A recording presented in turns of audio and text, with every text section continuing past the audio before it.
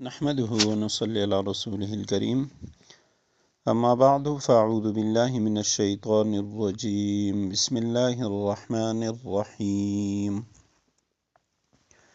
إذ قالت امرأة عمران رب إني نذرت لك ما في بطني محررا فتقبل مني إنك أنت السميع العليم صدق اللہ العظیم اللہم صلی علی محمد النبی الامی وعلی آلہ واصحابہ وبارک وسلم۔ سورہ آل عمران آیت کریمہ کا نمبر 35 ہے۔ آیت کریمہ کا ترجمہ یہ ہے: اذ قالت امرأۃ عمران، چنانچہ اللہ کی دعا سننے کا وہ واقعہ یاد کرو کہ اللہ سبحانہ وتعالیٰ اپنے بندوں کی دعا کو سنتے ہیں، اسے قبول کرتے ہیں، کیونکہ اس سے پہلے آیت کریمہ کے آخر میں تھا، آیت نمبر 34 کے آخر میں، کہ اللہ سبحانہ وتعالیٰ سمیع علیم، واللہ سمیع علیم، اللہ ہر ایک کی بات سننے والا، ہر چیز کا علم رکھتا ہے۔ تو اب فرمائے کہ اللہ سبحانہ وتعالیٰ کی دعا سننے کا وہ واقعہ یاد کرو۔ اذ قالت امرأۃ عمران، جب عمران کی بیوی نے کہا تھا، رب، یا رب، اے میرے پروردگار، انی نذرت لک ما فی بطنی، میرے پیٹ میں جو بچہ ہے اسے میں تیرے لیے وقف رکھوں گی، محررن، ہر کام سے آزاد کر کے، فتقبل منی، میری اس نظر کو قبول فرما، انک انت السمیع العلیم، بے شک تو سننے والا ہے، ہر چیز کا علم رکھتا ہے۔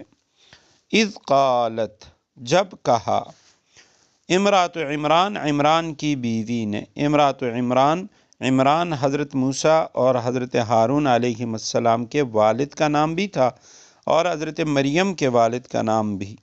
یہاں مراد حضرت مریم کے والد ہیں۔ امرأۃ عمران یعنی عمران کی بیوی حضرت مریم کی والدہ نے۔ رب، اے میرے پروردگار، اے میرے رب، انی نذرت، بے شک میں نے منت مانی ہے، میں نے نظر مانی ہے، لکا، آپ کے لیے، ما فی بطنی، اس چیز کا جو میرے پیٹ میں ہے، میرے پیٹ میں جو بچہ ہے، میں نے منت مانی ہے کہ اسے میں آپ کے حوالے کروں گا اور آپ کے عبادت کے لیے وقف کروں گی۔ محررن، اس میں مفعول کا صیغہ ہے، یعنی آزاد کیا ہوا۔ فتقبل، پس آپ قبول کیجئے، منی، مجھ سے، میری اس نظر کو قبول فرما لیجئے، انک انت السمیع العلیم، بے شک آپ سننے والے، علیم، ہر چیز کا علم رکھنے والے اور جاننے والے۔ تو حضرت مریم علیہ السلام کی والدہ، حضرت عمران کی بیوی، انہوں نے یہ نظر مانی تھی کہ میرے اللہ سبحانہ وتعالیٰ نے مجھے اولاد جو بھی دی تو اس کو میں بیت المقدس کی خدمت کے لیے وقف کروں گی۔ انبیاء سابقین کی شریعت میں ایک طریقہ عبادت یہ بھی تھا کہ اپنی اولاد میں سے کسی بچے کو اللہ سبحانہ وتعالیٰ کے گھر کے لیے، اللہ کے عبادت کے لیے مخصوص کر دیتے کہ اس سے دنیا کی کوئی خدمت نہ لیں۔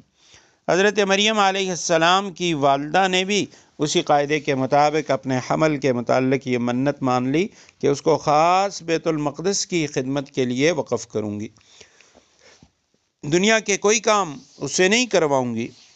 مگر جب یعنی حمل سے لڑکی پیدا ہوئی تو یہ خیال کر کے افسوس کیا کہ لڑکی کا یہ کام نہیں، یعنی لڑکی تو اس طرح کے کام نہیں کر سکتی۔ اگلی آیت میں اس کا ذکر آئے گا۔ یہاں اس آیت کریمہ میں فرمایا کہ اے میرے پروردگار، میرے پیٹ میں جو بچہ ہے میں نے نظر مانی ہے، اسے ہر کام سے آزاد کر کے تیرے لیے وقف کروں گی۔ محررن، بعض حضرات نے لکھا محررن کے معنی ہے بیت المقدس کی خدمت کے لیے مخصوص۔ امام مجاہد نے فرمایا کہ میں اسے محرر یعنی بیت المقدس کی خدمت کے لیے وقف کر دوں گی، آزاد کر دوں گی۔ اور امام شعبی نے فرمایا کہ محرر کے معنی عبادت کے لیے خاص کیا ہوا۔ حضرت امام جعفر صادق فرماتے ہیں دنیا کے دھندوں سے آزاد کردہ، دنیا کا کوئی کام اس سے نہیں لوں گی، وہ خالصتاً تیری عبادت کے لیے وقف ہوگا۔ تو یہ یعنی حضرت عمران کی گھر والی تھی اور حضرت مریم کی والدہ ہیں، اور جو حمل تھا وہ حضرت مریم کا تھا، اور انہوں نے یہ نظر مانی تھی کہ جب یہ بچہ پیدا ہوگا میں اسے بیت المقدس کے لیے وقف کروں گی۔